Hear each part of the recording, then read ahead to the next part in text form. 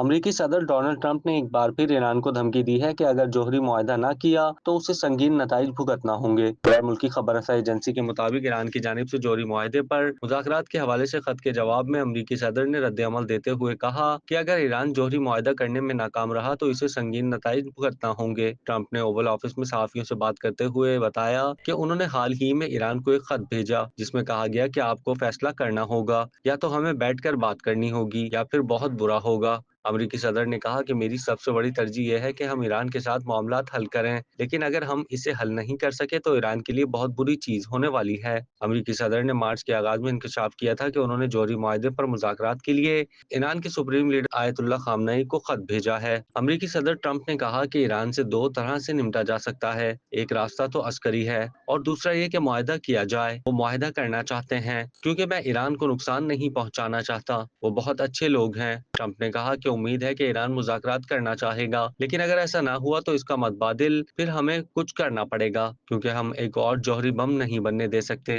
کیا آپ کاروبار کی تشہیر چاہتے ہیں یا social media plate form manage کرانا چاہتے ہیں؟ تو دیر کیسی، ابھی رابطہ کریں اونلی نیوز کی ٹیم سے۔ ہمارا کانٹیکٹ نمبر آپ کی اسکرین پر ہے۔